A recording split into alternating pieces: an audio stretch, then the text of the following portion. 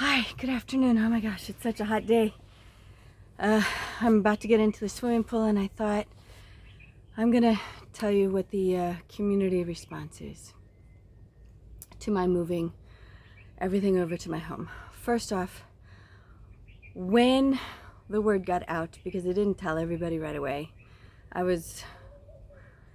knew that some people would be very angry, and I knew that some people would feel very hurt. So I kind of kept it a little quiet. And then it was discovered by somebody who couldn't hold it in, and she asked my permission to write something about it and inform the community that way. And of course, I told her I'm not going to stop you from saying something.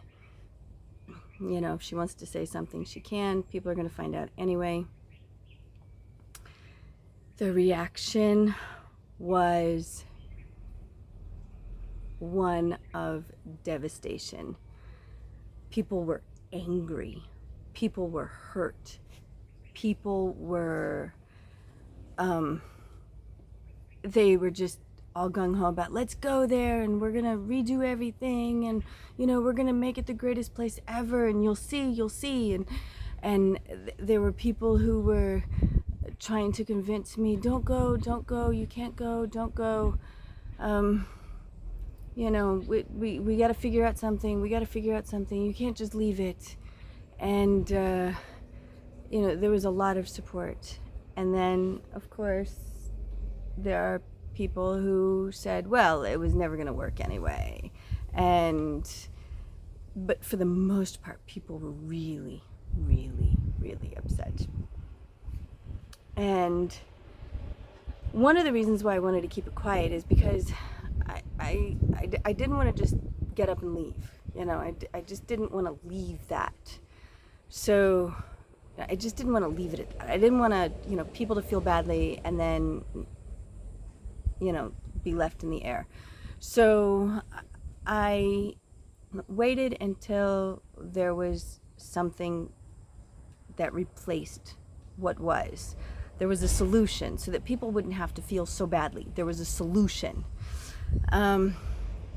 So, you know, over at the farm every day, there were children every afternoon coming. Every afternoon, you know, they were helping me feeding the animals. They were playing with the animals. They were helping me with the gardens. They were helping me with, you know, just all kinds of things. The kids were there, just constantly there. They loved it. And since I've moved here to my house, the kids were a little bit nervous about coming, but they've started coming over to my house. And I've had more adults coming over to see the animals, bringing their younger children. And I have adults who don't even have kids who live here. When their kids visit, they're bringing them over. And of course, they're taking tours of my yard, and they're learning about, you know, natural gardening and permaculture, and, you know, just concepts that are just very natural they haven't heard about before. So, you know, the community says, wow, you know, like, it was such a horrible thing and we feel really badly that you don't have your farm. But on the other hand, what you've done in your yard and how you've opened up your yard to the public, that's incredible. And actually more people are coming. And I wasn't over at the farm most of the time on the weekends. I was sometimes around sunset because it was really beautiful and I wanted people to come at sunset. So I would be there at sunset, and, you know, and people would come, but not so many because, you know, it was kind of out of the way. But I'm here in the middle of the neighborhood.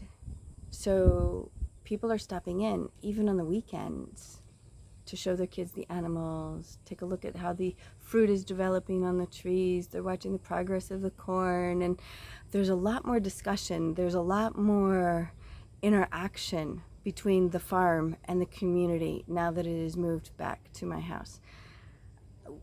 Would it have been that way had I not had the farm? I don't know. But the fact that the farm was sabotaged multiple times, and the fact that I just couldn't deal with it anymore, and then I moved it, that created an awareness for my farm in general. So the community is relieved that it wasn't an end, that I just moved everything. They were upset. They were very angry, very, very angry. They were saddened. They were hurt for me. And they see that, it's working out well. It's going okay. Everything's going to be fine. One aspect of my moving the farm created a huge awareness here in the community about litter, about children running free without supervision, because it's a very safe place. Children at all ages are running around very freely, going to their friends' houses, to school, to the store, to the this, to that. Like, they're just running around freely. And that leaves the door open for kids who are a little bit, they don't behave properly all the time.